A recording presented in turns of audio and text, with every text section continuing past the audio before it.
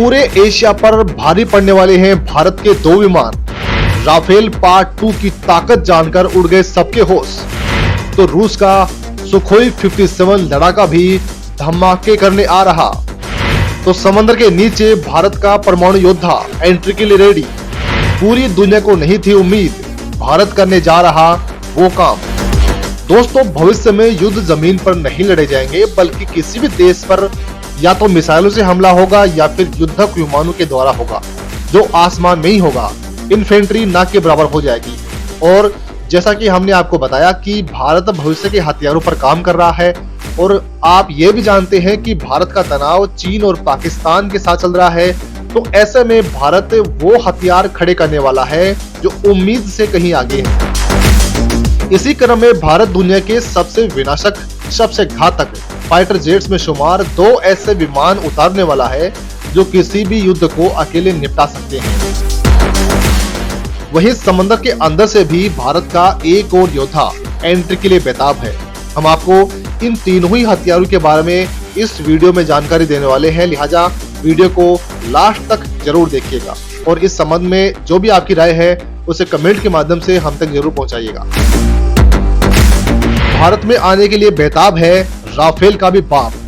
Rafale का अगला version Bharat के लिए हो गया रेडी।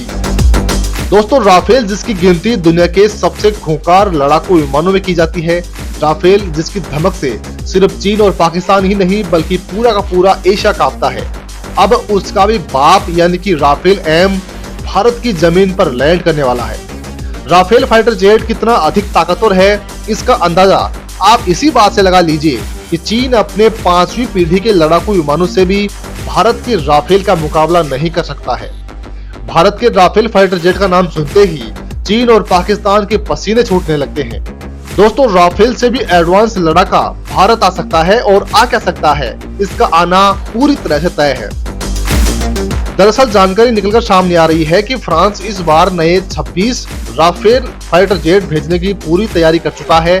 इस बार जो राफेल फाइटर जेट भारत आ रहे हैं वे कोई साधारण विमान नहीं होंगे, या फिर भारत के पास पहले जो राफेल थे वैसे नहीं होंगे, बल्कि उनसे भी कहीं अधिक खतरनाक और एडवांस होने वाले हैं। और इनका नाम होगा राफेल एम यानी कि राफेल मरीन फाइटर जेट। तो दोस्तों, चलिए आपको बताते हैं आखिर भारत का क्या प्लान है और ये नए फाइटर जेट कितने खतरनाक होने वाले हैं। दरअसल दोस्तों, रक्षा अधिग्रहण परिषद की मंजूरी मिलने के बाद भारतीय नौसेना के बेड़े में राफेल विमानों के 26 मरीन विमानों को खरीदने के लिए मोदी सरकार ने हरी झंडी दे दी है। अत्याधुनिक सैन्य क्षमता से लैस घातक लड़ाकू विमानों के भारतीय नौसेना के बेड़े में शामिल होने से इंडियन नेवी की ताकत में काफी अधिक बढ़ोतरी हो जाने वाली है। भारत ने हाल ही में INS विक्रांत को भारतीय नौसेना में शामिल किया है। भारत द्वारा तैयार किए जा रहे नेवल फाइटर जेट जब तक भारतीय नौसेना को प्राप्त नहीं हो जाते, राफेल एम INS विक्रांत पर गरजते रहेंगे और चीन को टक्कर देंगे। कितना घातक होगा राफेल का अगला वर्जन राफेल एम। दोस्तों, फ्रांस का ये योद्धा आखिर क्या कर सकता है, अब ये जानते हैं। ये चीन और पाकिस्तान जैसे देशों को किस तरह से नेस्तनाबूद कर सकता है, आप इसे भी समझ लीजिए। दोस्तों, राफेल एम की डिजाइन राफेल से थोड़ी अलग है। राफेल मरीन का साइज राफेल से थोड़ा छोटा है। इस विमान को खासतौर पर विमान वाहक युद्ध पोतों के लिए तैयार किया गया है। राफेल एम आसानी से एयरक्राफ्ट कैरियर पर लैंड कर सकता है। इसके लिए विमान के लैंडिंग गियर और एयर फ्रेम को भी अधिक शक्तिशाली बनाया गया है। इस विमान के फोल्डिंग विंग्स काफी मजबूत हैं। राफेल ट्विन इंजन का फाइटर जेट है। मल्टी रोल फाइटर जेट्स कई तरह की हथियार प्रणालियों से लैस है, जिनमें हवा से हवा में मार करने वाली हैमर मिसाइलें, हवा से सतह पर मार करने के लिए स्मार्ट हथियार प्रणाली और स्कैल्प जैसी क्रूज मिसाइलें शामिल हैं। ये जेट आसानी से अपने टारगेट का पता लगाने, उसे ट्रैक करने और उस पर सटीक हमला करने में सक्षम है। इसके लिए इसमें अत्याधुनिक सेंसर और रडार भी लगा हुआ है। राफेल एम 1 मिनट में 18,000 मीटर की ऊंचाई पर जा सकता है। ये विमान पाकिस्तान के पास मौजूद F-16 या फिर चीन के पास मौजूद J-20 से काफी अधिक बेहतर है। इस विमान का कॉम्पैक्ट रेडियस 3,700 किलोमीटर है। ये अपने उड़ान वाली जगह से कितनी भी दूरी पर हमला करके वापस लौट सकता है। राफेल की तरह इस विमान में भी हवा में ईंधन भरने की क्षमता मौजूद है। इस विमान के साथ लॉयल विंगमैन ड्रोन को भी इंटीग्रेट कर सकते हैं।